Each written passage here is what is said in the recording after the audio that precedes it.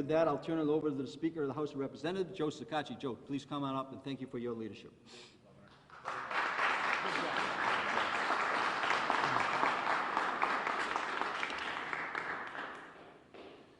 Thank you, Governor. It's a pleasure to be here. Good morning, everyone. It's a good day for Rhode Island, and it's certainly a good day for a lot of the people who are going to be benefiting from our actions that we take today. I want to begin by recognizing my colleague in the General Assembly and a good friend, Senate President Dominic Ruggerio. He's a good friend for many years, and it's through that collaborative effort that we were able to get a lot of things done, and we're just getting started, ladies and gentlemen. And I want to thank the governor. I want to thank the governor and his team. I want to start off with where he left off, which is there's a lot of hard work that brought us to today.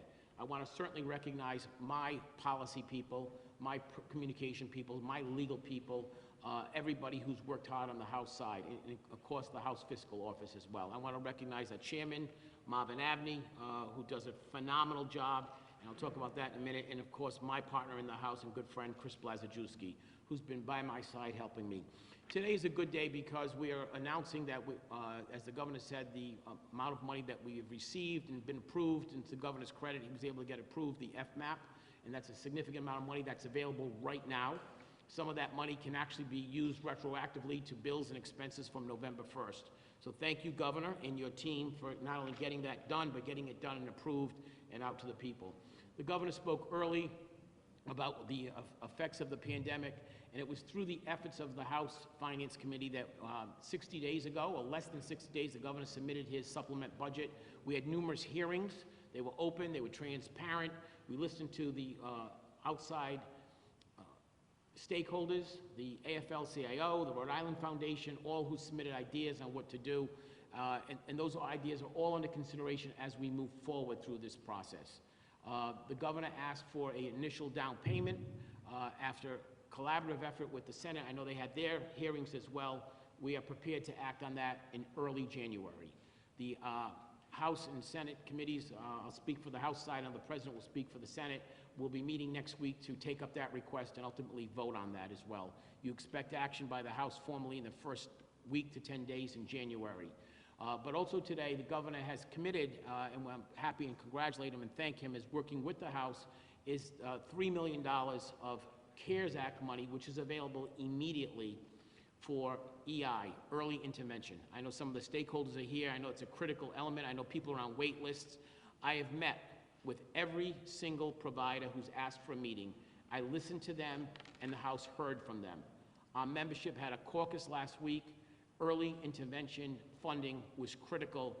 We could not wait until mid-January or beyond. We needed the money now. And the governor has committed CARES Act money. So, Governor, thank you for that. And the Senate President, I know, will speak about the child care as well. These were priorities of both chambers. I'm happy to say that we worked hard together to get this done. I'm happy to be here today to announce this, but more importantly, I'm happy that this funding, along with all the funding that we have given in July, will get out to the people who need it the most. We'll continue the process, the collaborative process we have, the transparent process with the balance of the ARPA money as we move into the next year. We want to make sure that we make long-term investments that are sustainable, that help the people of Rhode Island for generations to come. I also want to give a shout out and a thank you to our congressional delegation, because without strong, unified support by Senator Reid, Senator Whitehouse, Congressman Langevin, Congressman Cicilline, we would not be getting this money from the Biden administration as quickly as we have received it.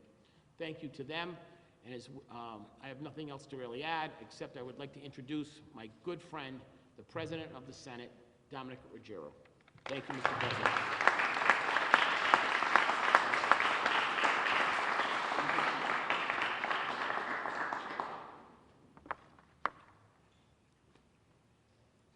Thank you very much, Mr. Speaker, and Governor, I want to thank you and the Lieutenant Governor for all you've done regarding this issue. As you said, that we've been in numerous meetings since the legislature has ended its session to deal with how we're going to address the situation with those people who are the most needy out there. We've appropriated unprecedented federal funds in this year's budget to help struggling Rhode Islanders, residents, and businesses. But we also recognize that there is a lot more to do. I want to thank the governor for his immediate action the administration has taken to address several critical issues of need and to get available dollars where they are needed without delay. Stabilizing our early intervention program is one of those critical priorities. I've heard from many of my colleagues in the Senate about the importance of this issue. I want to recognize the presence today of some of those colleagues here. There are others that couldn't attend today, but Majority Leader Michael McCaffrey of the Senate, Senator Lou DePalma, a member of the Finance Committee, Senator Tom Paolino, a member of the Finance Committee. I want to thank you all for being here and for the great job that you've done this year. Our Finance Committee has been working diligently. We've had over 28 hours of hearings regarding the ARPA money that has come in from Washington. And I certainly want to join my colleagues in commending our congressional delegation, our senators, Jack Reed and Sheldon Whitehouse, our congressmen, David Cicilline and Jim Langevin, for their efforts and their advocacy of getting us money, the money that we need to help the people of the state of Rhode Island. Provider staffing needs in other areas are also in crisis. The FMAP funding will help in these areas of behavioral health, developmental disabilities, adult day care, and personal health attendance. The revised ARPA expenditure plan will also include an additional $6 million for child care, one of the Senate's top priorities, on top of $13 million that the governor has proposed. This was a top priority for the Senate. Leader McCaffrey and I were among many of our colleagues that attended numerous meetings with child care providers across the state. The industry is in crisis, and we can't get people back if we can't have affordable child care. Most of all, I want to recognize Chairman Pearson and the other members of the Finance Committee who put in, as I said, the numerous hours, and we still have some work to do, but we are on the right road to make sure that that money gets out and into the hands of the most needy in our state.